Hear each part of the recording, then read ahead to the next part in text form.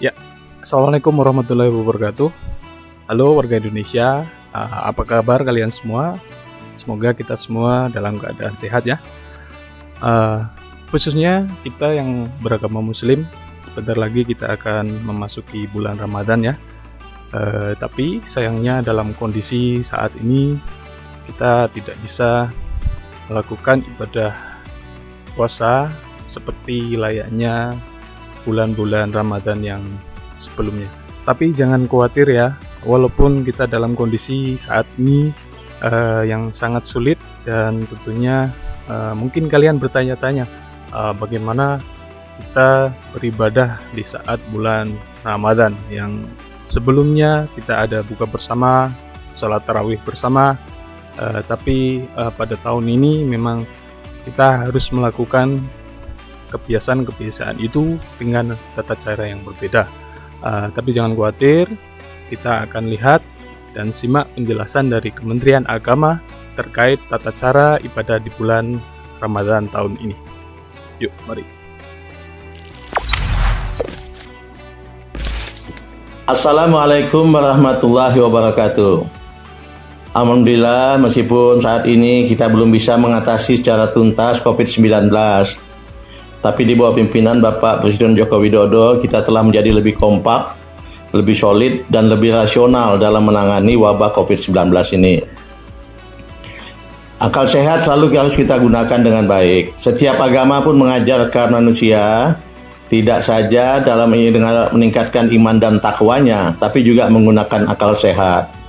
Begitu juga dalam situasi pada saat ini, kita punya syariat agama, baik yang sunnah maupun yang wajib, kemudian punya kelaziman-kelaziman, kebiasaan-kebiasaan, contohlah misalnya biasa kita takbir keliling dan sebagainya. Tapi pada sisi lain ada wabah COVID-19. Nah, oleh sebab itu kita harus menggunakan akal sehat kita bagaimana menata ini. Ibadah tetap bisa jalan, kemudian penyebaran COVID-19 dapat kita cegah. Nah, untuk itulah kemudian kami mencoba merumuskan apa yang sebaiknya dilakukan pada saat puasa Ramadan dan Idul Fitri ini. Yang pertama harus dilakukan ya jelas bahwa puasa itu wajib dan harus kita lakukan dengan sebaik-baiknya. Karena itu akan meningkatkan iman dan takwa kita kepada Allah Subhanahu wa taala. Dalam surat Al-Baqarah ayat 183 Allah berpesan, "Ya ayyuhallazina amanu kutiba alaikumusiyam kama kutiba 'alal ladzina min qablikum la'alakum tattaqun." Di situ Allah mengatakan puasa itu wajib untuk meningkatkan kita menjadi orang yang bertakwa. Jadi dalam situasi seperti ini tetap kita usahakan maksimal kita dapat melaksanakan puasa kita dengan baik. Itu pesan yang pertama. Yang kedua, kalau selama ini kadang-kadang kita melakukan suka sahur bersama, sahur jalanan dan lain sebagainya, maka kali ini kita sepakat bahwa sahur yang kita lakukan cukup sahur perorangan saja atau hanya bersama keluarga inti. Ini kita lakukan bersama. Kemudian demikian juga sholat tarawih. Ya, Kementerian Agama tadi menjelaskan bahwa kita di bulan puasa kali ini harus menggunakan iman dan juga akal sehat. Maksudnya, di tengah wabah seperti ini, kita tetap bisa menjalani ibadah bulan puasa dengan tata cara yang berbeda tanpa mengurangi nilai dari ibadah puasa kita. Ya, kita lanjut penjelasan video yang kedua. Demikian juga tarawih keliling. Yang lalu juga kita punya kebiasaan juga tarawih keliling. Ya, masuk kita biasanya suka pindah dari satu masjid ke masjid yang lain melakukan tarawih keliling ini sambil juga memperluas silaturahmi. Tapi saya sarankan untuk kali ini atau kita anjurkan kali ini tidak usah lagi dulu. Nanti kalau keadaan sudah aman, insya Allah akan kita adakan kembali tentu saja. Demikian juga pesantren kilat. Biasanya ini kesempatan baik pada saat libur puasa, biasanya kita adakan pesantren kilat. Alhamdulillah memang ini bagus sekali, tapi kali ini sebaiknya tidak usah diadakan. Kalau kita ingin adakan, kita adakan melalui media elektronik saja. Insya Allah saya kira kalau di kota-kota mungkin masih bisa. Mungkin kebanyakan di kampung-kampung juga saya lihat sudah banyak yang menggunakan media elektronik dalam berkomunikasi. Saya kira kalau memang kita akan lakukan pesantren kilat, baik juga untuk kita lakukan hanya melalui media elektronik. Demikian juga masalah halal bihalal. Permohonan maaf satu dengan yang lain ini kebiasaan yang sangat baik. Tapi kali ini tidak usah kita datangi atau bertamu, atau tidak usah kita menerima tamu. Cukup kita menggunakan WA atau menggunakan media-media sosial lainnya. Kemudian juga saya garis bawahi tentang masalah zakat mal khususnya ya. Karena kita tahu kalau zakat fitrah memang dibayarnya menjelang Idul Fitri pada bulan puasa. Tapi zakat mal kita dapat lakukan kapan saja, dan kami atau kita semua menganjurkan supaya tidak usah ditunggu sampai bulan puasa atau mendekati Idul Fitri. Kalau bisa lebih baik lebih cepat kita bayar sehingga bisa dimanfaatkan dengan baik oleh mereka-mereka yang membutuhkannya. Demikian juga pada saat pengumpulan maupun pembagiannya, baik petugas maupun mereka-mereka yang memberikan zakat atau menerima zakat, sebaiknya betul-betul memperhatikan standar kesehatan.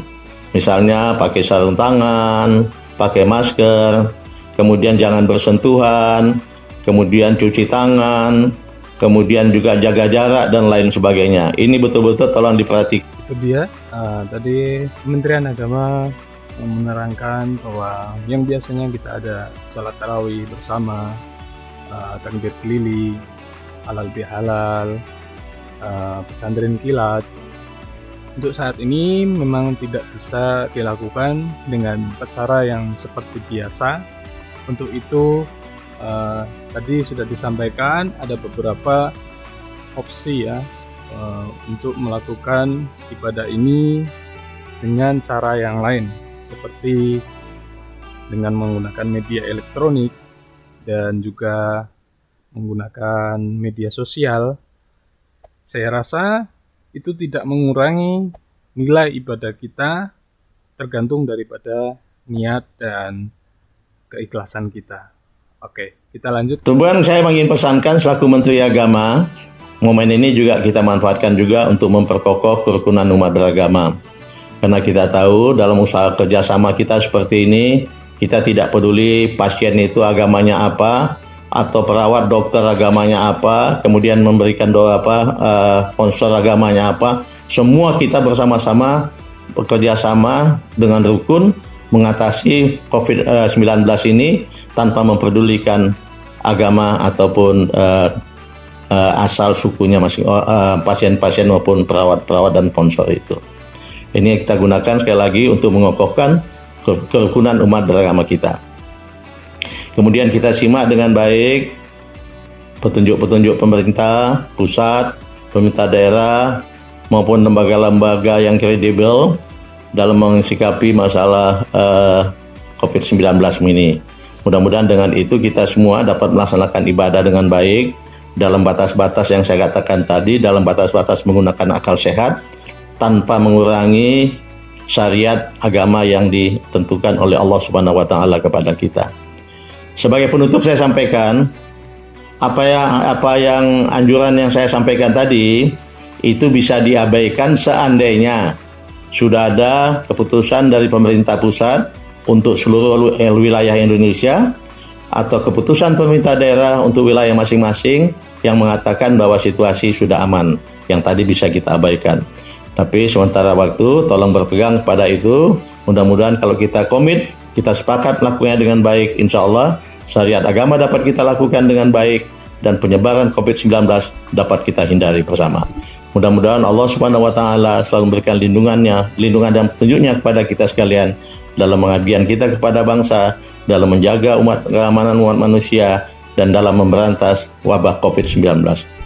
Terima kasih. Billahi taufik wal hidayah. Assalamualaikum warahmatullahi wabarakatuh. Indonesia maju.